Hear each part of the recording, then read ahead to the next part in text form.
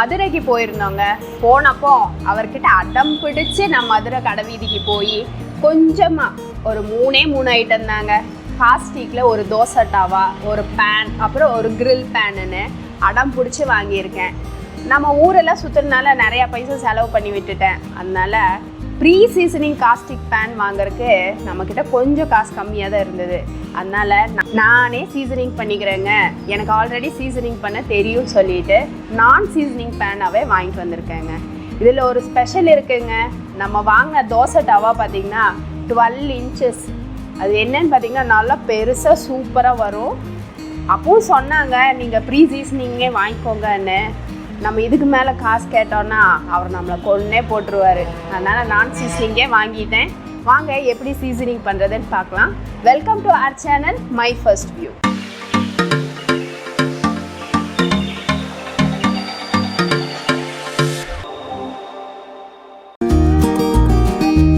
இங்கே நம்ம ஒரு பேன் வாங்கியிருக்கோங்க. எங்கே வாங்கியிருக்கோன்னு பார்த்தீங்கன்னா மதுரையில் வாங்கியிருக்கோம். அதே போல் தோசை டவா ஒன்றும் கிரில் பேன் ஒன்றும் வாங்கியிருக்கோம். இதை சீசன் பண்ணுறது எப்படின்னு நம்ம பார்க்க போகிறோங்க.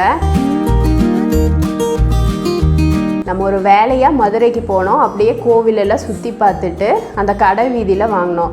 இந்த தோசை டவாவுக்கு ஒரு ஸ்பெஷல் இருக்குது. என்னன்னு கேட்டிங்கன்னா இது 12 inch டவாங்க. நம்ம ஹோட்டல்லலாம் வாங்கி சாப்பிடுவோம் பாருங்கள், அந்த அளவுக்கு பெரிய தோசையாக நம்ம இதில் ஊற்றலாம்.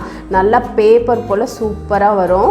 முதல்ல நம்ம இதை நல்ல ஒரு ஸ்க்ரப்பர் வச்சு சோப்பு போட்டு நல்லா தேய்ச்சி கழுவிடலாம். கழுவிட்டு அதுக்கப்புறம் தான் நம்ம இங்கே சீசன் பண்ணுறோம். சீசன் பண்ண தெரியாதவங்களுக்கு எப்படி பண்ணுறதுன்னு தான் இப்போ இந்த வீடியோவில் பார்க்க போகிறோங்க.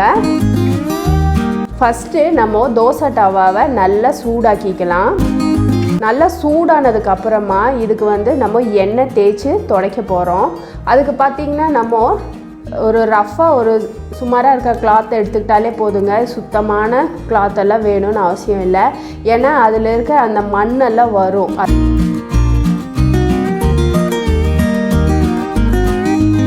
இதுலேயே பார்த்திங்கனாலே தெரியும் துணி ஒன்றும் அந்த அளவுக்கு சுத்தமாக இல்லை, ஆனால் நல்ல துணி தான். இப்போ இந்த எண்ணெயை தேய்ச்சி விட்டுட்டு நம்ம ஃப்ளேமை ஆஃப் பண்ணிடணுங்க. ஆஃப் பண்ணிவிட்டு அதை அப்படியே வச்சிடணும். அப்போ இந்த சூடு பார்த்திங்கன்னா தானாக தணியணும். தணிஞ்சதுக்கப்புறம் திரும்பவும் இதே போல் ஸ்டவ்வில் வச்சு நல்லா சூடாக்கிட்டு எண்ணெயை ஊற்றி நல்லா தொடச்சி கொடுத்துடணும். திரும்பவும் அந்த சூடு தானாக தணியணும். இதே போல் ஒரு 2 to 3 times பண்ணால் போதுங்க. நல்ல ஈஸியாக பழகிடும் நமக்கு இந்த காஸ்டிக் பேனு, காஸ்டிக் டவா, கிரில் பேன் எல்லாமே. இங்கே பாருங்கள், நம்ம முதல் சோப் போட்டு ஒரு ஸ்டீல் ஸ்க்ரப் வச்சு தான் நல்லா தேய்ச்சி கழுவுறோம். அதில் பிளாக்காக ஒரு மெட்டீரியலாட்டம் வரும், அந்த காஸ்டிக் பவுடர் வரும். அதெல்லாம் நல்லா தேய்ச்சி கழுவி விட்டுறணும்.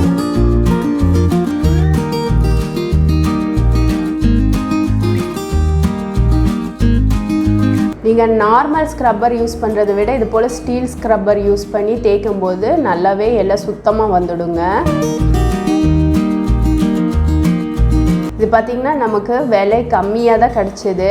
நம்ம ப்ரீ சீசனிங் பண்ணுறது வாங்குகிறோன்னு வச்சுக்கோங்களேன், நமக்கு காசு கூட தான் வரும்.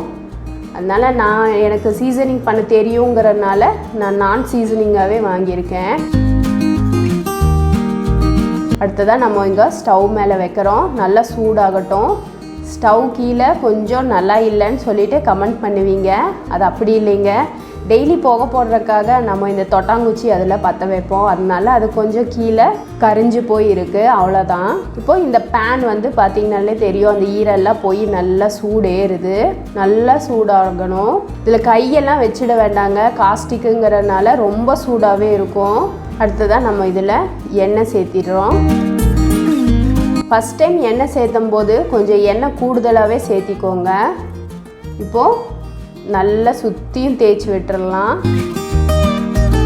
தேய்ச்சி விட்டுட்டு ஃப்ளேமை ஆஃப் பண்ணிடணுங்க. அப்புறம் நம்ம சொன்னது போல் நல்லா தானே தணியட்டும். தணிஞ்சதுக்கப்புறம் இதே போல் ஒரு 2 to 3 times பண்ணால் போதுங்க. நம்ம இந்த தேய்க்கிறோம் இல்லைங்களா, இந்த துணி, இந்த சீசனிங் முடிஞ்சதுக்கப்புறம் அந்த துணியை தூக்கி வீசிடுங்க. அடுத்த டைம் யூஸ் பண்ண வேணாம்.